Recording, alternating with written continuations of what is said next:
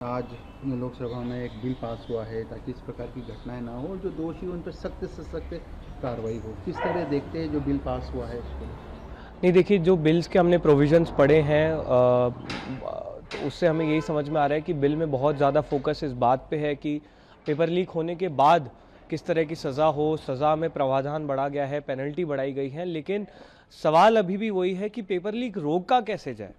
Paper leak होने के बाद तो आप सज़ा दे रहे हैं, लेकिन पेपर लीक रोका कैसे जाए, इस पे आपने कितनी बात की है?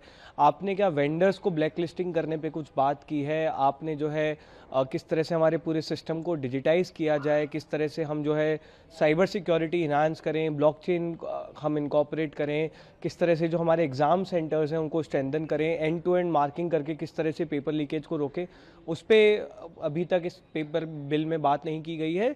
जिससे यही साबित होता है कि सरकार चोट लगने के बाद मरहम पर तो ध्यान दे रही है, लेकिन चोट ना लगे इस पर ध्यान नहीं दे रही है।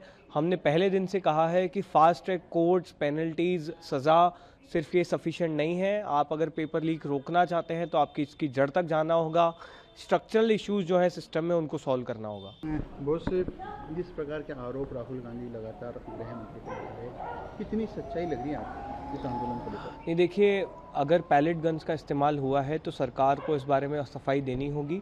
जो भी हम तमाम मीडिया रिपोर्ट्स पढ़ रहे हैं उसमें साफ हो रहा है कि बुक लॉग्स में नोटेड है कि पैलेट गन्स का इस्तेमाल करने की अनुमति दी गई थी। तो सरकार को क्लियर करना पड़ेगा, ऑफिशियली बताना पड़ेगा कि पैलेट गन्स इस्तेमाल करने की अनुमति किसने दी थी। साफ तौर पर एक व्यक्ति की एक आंख गई है, उनके चेहरे पर, उनके शरीर पर पैलेट गन के निशान हैं। तो सरकार हवाबाई करके इस बात को नहीं छुपा सकती है। आपको सच ऑफिशियली आकर बताना पड़ेगा। गृह मंत्री की रिस्पॉन्सिबिलिटी है कि पूरे देश को इस बारे में सच पता है। नहीं, लेकिन आप चूंकि आंदोलन चल रहा, आप लोग भी वहीं पे रहे, तो इस प्रकार की कोई चीज़ महसूस हुई क्या? ये बिल्कुल पैलेट गन्स तो हम लोगों ने देखी है ना, आपने वीडियोस उसके देखे ही हैं। पैलेट गन्स का इस्तेमाल हुआ, बिहार में AK-47 का इस्तेमाल हुआ, तो वो तो सारे वीडियोस पब्लिक के सामने ही है, पब्लिक की नज़र में ही है। हाँ, सरकार अगर इस बात का खंडन करती है तो ऑफिशियली बताए कि उस व्यक्ति की जो आंख गई है वो किस कारण से गई है, किस चीज़ के निशान हैं उनके चेहरे पर, उनके शरीर पर, ये आप बताइए। वीडियोस तो पूरी देश देख रहा है। आपका अगर लगता है कि ऐसा नहीं हुआ है तो आप खंडन करिए, आप बताइए कि किस तरह की चोट है वो।